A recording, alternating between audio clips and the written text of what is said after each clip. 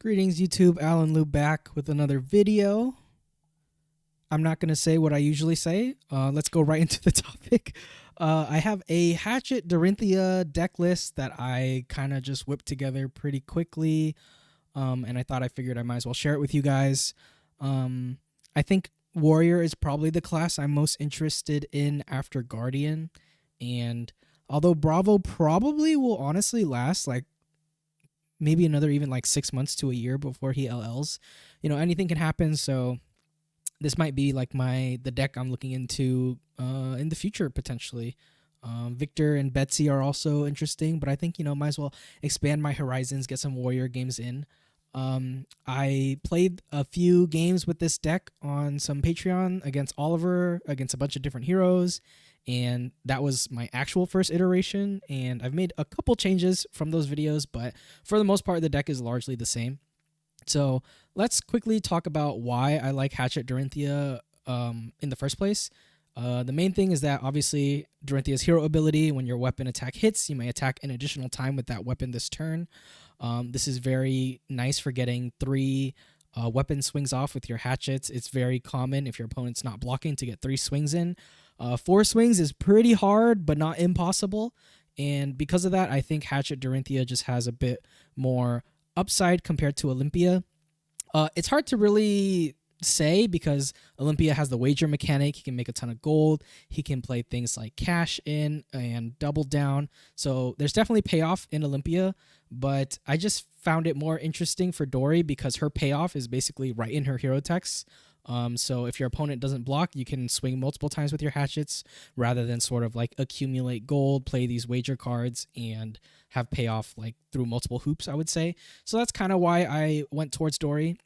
Another reason why I want to play this deck is because hatchets aren't the signature weapon for any hero, I believe, at the moment. I'm not sure if Olympia even has a signature weapon. Let me actually look real quick. Signature weapons. Olympia does not have a signature weapon. So, I don't know. I imagine he'll get a specialization weapon, and hatchets are safe for the time being. So, who knows? Maybe in the future they'll reprint Dori as a light hero and hatchets will be her signature weapon. I don't know. But basically, if you're worried about the Living Legend system, you could basically play hatchets on every single warrior. Obviously, some warriors are better than others with hatchets, like you would rather play on Dori or Olympia than Kasai or Bolton. But even Bolton has like some hatchet gameplay. So if you're worried about that, you can play this deck probably for your entire Fab career, barring hatchets becoming a signature weapon.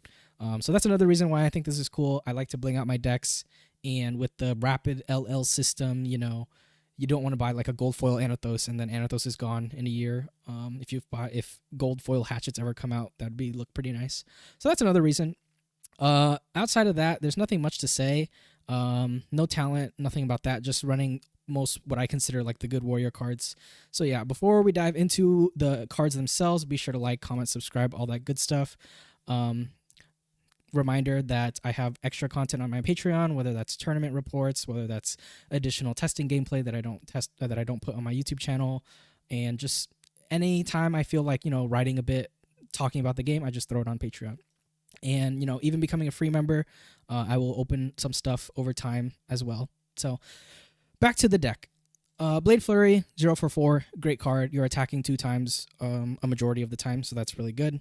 Blade Runner, red and blue. I am trying to avoid running too many yellows in this deck just because, Blade Runner yellow is honestly really good. Maybe it even finds space, but the deck list, honestly, with the cards that I want to play is already feeling kind of tight.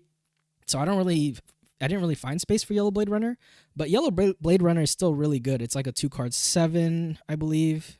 Yes, and with Valiant Dino, that becomes 8. It's a yellow pitch, so that can come in handy sometimes. And, it only expends 1 card from your deck because you're swinging with your weapons. I have 3 of Cleave in the main board. This is obviously more of a Dromai tech. If Dromai becomes Living Legend, you can probably run Spill Blood or other pumps instead. But at the moment for Dromai, Cleave is definitely necessary. And I main board it because even if you're not playing against Dromai, it's still a 1 for 4 pump. So, Cleave plus a blue, you're swinging 1 hatchet for 6. If they don't block, you can potentially Grains to make a Vigor. So maybe that translates next turn into an additional point of value. it's just a solid card. Like regardless, it's a 1/4 pump with additional text, so that's why I decided to mainboard it to save space.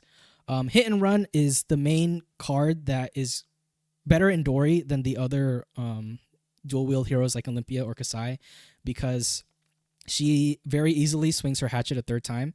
One common play pattern you'll have with Hit and Run is that if you have an agility up, you can pitch a blue, swing your first Hatchet, it has go again. You hit and run the second Hatchet, it comes in for 6, go again, and if they don't full block both of your Hatchets, you can swing in with that extra resource a third time. So Hit and Run, I think, is like quote unquote the power card of the deck that the other decks don't really utilize as well. Obviously, if you play something like Dusk Path Pilgrimage or Twinning Blade in the other warriors, you can make use of Hit and Run, or you can go Hit and Run into a weapon swing into CNC or something like that. But Hit and Run is the big reason why I think Dori edges out a little bit maybe compared to Olympia, but hard to say. In the swing, good 0 for 3 pump, only on the second weapon attack, but good pump. Iron Song response, once again, another good pump. You can do it on the first Hatchet, second Hatchet, etc. I run red and blue lead with speed. I think agility creation is extremely powerful in Dorinthea because, if you have an agility up, like I said, you can do the hit and run play and attack 3 times with your Hatchets. But basically, when you have an agility, you can really have more explosive turns than just Hatchet, Hatchet, pass. And I run the blue ones as well just because even though they're a 2-block, like the deck already blocks pretty well and you have a ton of armor, so I would rather just have, the strong utility blues even if they're 2 blocks. Spoils of War, unconditional go again. You can do some tricky stuff with like Spoils Hatchet into CNC or something if you don't need to swing your second Hatchet. But yeah. And Steel Blade Supremacy, another very good power card for Dori. Until end of turn, target weapon gains +2, and whenever it hits, draw a card. So a lot of times, you'll swing your first Hatchet with this, maybe your second, but if you swing your first one, it will come in for 4. Your opponent might full block it. And, because this is a dual hand warrior deck, you're not as heavy on attack reactions as compared to something like Dawnblade. But, even if they block 4, you Iron Song, they don't have the D-React or any other form of prevention, you get to draw a card, and that can lead into, more sources of go again and a whole bunch of shenanigans. Maybe you swing 3 times, maybe you even swing 4 times. It's really good power card. But sometimes it can be a little clunky. Sometimes you don't have the pumps with it, so it just becomes like a 1/4 that they really want to block. So it's not like super amazing compared to something like Dawnblade, but it's still like a good card, I would say. Especially if your opponent respects it a lot, they'll maybe overblock, and you can like keep the tempo going from there. Take It on the Chin, obviously really great card. Once again, agility creation and prevents 2 damage, and it's any 2 damage versus like Arcane from Kano or like Dominate from Bravo or Dominate from Azalea. Just solid card. I have 1 extra in the sideboard. I just want 3. Like I would rather have the third Take It on the Chin than another Favor Scene. So Shift the Tide of Battle. This is another reason why I like playing Dori, is because Shift the Tide of Battle isn't as good in the other warriors because you're not pressuring a 3rd or 4th swing. But Shift the Tide of Battle is also really great in Hatchets because your second Hatchet swing will always be pumped. So you can give it go again, and if it hits, you make an agility, maybe swing again with the Hatchet. It doesn't always line up. Sometimes it's a dead card, but it's a yellow, it blocks 3, and it's overall just pretty good. Singing Steel Blade. This card I didn't play in my first iteration just because it costing 1 and reprise is like a little awkward. It's not like Dawnblade where you're pressuring your opponent with counters, and they, even if they're like an aggressive deck, they still want to block you. Singing Steel Blade in some matchups is probably a liability if they're not blocking, like if they're just trying to race you. But obviously you have a lot of strong attack reacts in the deck. You don't even have that many powerful attack reacts in the deck. You have like Iron Song, you have In the Swing, Blade Flurry, and Blade Runner. But definitely sometimes, like, if you have a Vigor up and you swing your Hatchet for 2, maybe they block a card, then you can Singing into Blade Flurry and just do some shenanigans. I'm not entirely sold on the card. I'll need to play with it more, but yeah, that's why it's a 2 of. But yeah, it's in there. Glint, obviously amazing warrior card. It's a blue, blocks 3, gives you go again. If they block with a card, you get reprise, you draw a card, very great. Triple Goblet, once again, agility and vigor are really good for the deck, especially agility. But another play pattern with Goblet is that when you have agility and vigor, you don't need specifically hit and run to make your resource curve work out. Because you have that extra 4th resource, you can, for example, have Blade Runner and still threaten 3 swings. Because With the agility and a vigor, you'll swing your first hatchet for free with go again. You'll swing your second hatchet, paying 1 resource, and then you can Blade Runner this, have 1 additional resource, and swing a third time, assuming that at least one of your hatchets hits. That's one of the downsides of, I guess, Dori hatchets, is that when you're trying to do bigger turns, if your opponent full blocks both of your hatchets, then you can't extend anymore, which gets a little awkward. But for the most part, it still kind of works out. There's definitely some hands where you strand cards similar to like Dawnblade Dori, but it's not as often, I would say. And full blocking both hatchets is usually more difficult than Dawnblade, I would say, even if they're on like a heavy D-React list. But that is something to worry about for sure. And then I have basically just 3 generic good blue cards. Hold the Line, you know, it's a brute meta. They're going to be drawn cards. You hold the line, blocks 5, pretty good. Even against other decks, a 2 D-React can be pretty nice. Like maybe you're in the mirror and they play Blade Fury and you go hold the line and you're chilling. Nasty Surprise is a card that I think fits in this deck pretty nicely. Because you really care about agility, you really care about vigor, and the might is basically just like a free +1 that you're happy to have. Maybe that first might comes in handy if you like shift or do some weird shenanigans, but you'll have the agility anyway, so it's weird. But basically, this card is in because it's a blue block 3 that can potentially give you agility and vigor, which is almost the same thing as Goblet, except this has different conditions, of course. It's really interesting because like if you're playing against Azuri and they go Codex and they grab Leave No Witnesses, then actually no, Leave No Witnesses banishes, I believe, right? So that doesn't work. But if they grab like CNC or something, let me see. What's the card called again? Leave No Witnesses. Yep, you banish the card in the arsenal. So fortunately, it doesn't work against Leave No Witnesses. But if they ever Codex into CNC, they can't do that anymore because you have Nasty Surprise, which is pretty funny. But if they have Leave No Witnesses, obviously that's not going to work because they'll just banish it. So there are a few attack actions in the deck, so you are a little more susceptible to Codex, but I think, you know, these 2 cards are just pretty good. Like if you ever get pummeled and you need to discard a card, bam, drop your Nasty Surprise, you make 3 tokens and you're a happy camper. And Ripple Away is a card that I thought didn't have too much applications in the meta, but it does obviously cast Bones. You have Rake the Embers, and even, you know, against another warrior, if they play Goblet, you can Ripple Away it. So yeah, considering that I think that warrior blues aren't particularly strong, I decided to just put these generic ones in. Warmongers is something you can consider as well, or even like, what's the one card? This Round's on Me. This is not a great meta for This Round's on Me, but that's a consideration if like Ninja becomes the #1 deck or something. But yeah, so Ripple Away, Nasty Surprise, Hold the Line, they're just cool cards. And it's interesting because when I play Bravo, I don't get the opportunity to play these like blue generic good cards because obviously I play an Anathos list and you need the 3 costs. So yeah, I don't know, being able to play a more generic deck to have these tech cards in is pretty cool. Outside of that, the sideboard I just threw together. Please don't ask me for a sideboard guide because I don't even know. This is still very like first iteration.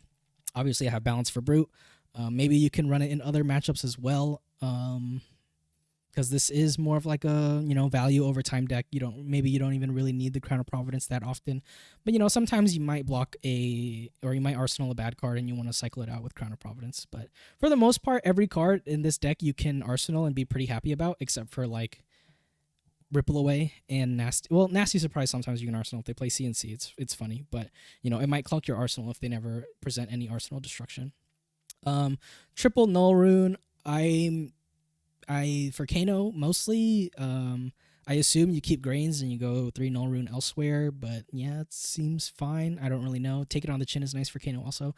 I only have 2 Spill Blood because I don't really know if there's any like defensive deck that can really fatigue this unless they're a dedicated fatigue deck. Obviously, if you're playing against Fatigue, you know, Decimator, Dorinthea, or, you know, Fatigue Bravo, Fatigue Victor, whatever, it can get a little dicey, so Spill Blood is in, but I just have like 1 extra cleave instead of Spill Blood. You know, if Dromai's gone, you could probably go to 3 Spill Blood and maybe have a different sideboard card. 3 Sink Below. Sink Below is just a good card. Nothing much there. 1 Fate Foreseen. I think with Take It on the Chin and Sink, I don't really think you need more than 1 Fate Foreseen. Maybe you can go up to 2 and go to 2 Take It on the Chin, but I'd rather have 3 Take It on the Chin. So Runner. This is my second popper that I chose. You can go like Wage Agility or you can go like some other cards. I'm not really sure. But I think You know, sometimes maybe your hand doesn't work out as great, and with the agility, you just go runner, runner into Hatchet, which is still pretty good. Or maybe you have more cards in hand, so you go runner, runner into Hatchet, into Blade Runner, into second Hatchet, and then you can do some other shenanigans. But yeah, it's an agility card, so I was like, you know, might as well try it. And then CNC, the best popper in the game. Not much surprise there. So overall, this is the deck that I sort of came up with. I didn't even write any notes. I just kind of went off the dome, but that's okay. Main things I'm considering is that I'm not actually sure if singing is actually makes the deck. It's a very interesting card. Maybe with singing, you want to play like one route or like some other attack reacts, like maybe a puncture out for blood, things like that. But other than that, this deck is pretty fun. Against decks that want to trade back and forth, you probably edge them out over the course of the game because of Dynamo and Hatchets. You can block against like Kasai very well because you don't have any attack action cards except for, you know, these blues that you're not really going to block with, hopefully, unless you have multiple ones in your hand. This is a pretty blue heavy list. 8 blues, so 24 blues total. It's pretty okay to have this many blues because Grains and Braveforge Bracers allows you to efficiently overpitch like 2 resources every turn to do something, as long as your Hatchets hit, of course, for Braveforge, and same for Grains. And originally, I was like, with Grains, maybe I can get away with less blues, but I was drawing way too many 4 red hands, and sometimes those 4 red hands are like really bad. So I decided to, you know, up the blue count a little bit, and, you know, at least have a source to overpitch into it. The vigor helps, but don't really want to be stranded with 4 reds, and the best I can do is like swing Hatchet for 5. Yeah, anything else? Commanding Performance is also another interesting card. I think this is mostly like a Guardian card, but like I think Hatchets are like pretty favored into Guardian already. Maybe you need to, you know, board up in case they want to fatigue you, but like you just have so much efficient damage and good armor and good blocks that it's pretty tough for Warrior or for Guardian to get through. Victor might be a little tough, obviously, because he can just go like Test of Strength, Trounce, and just get a ton of value. Excuse me, that way. But maybe you can make up for it over the course of the game. I'm not sure. Any other considerations? Not really. Yeah. So this is kind of like the little pet project I've been working on. I think Hatchet Dori is really cool. Do I think she's like a good meta deck?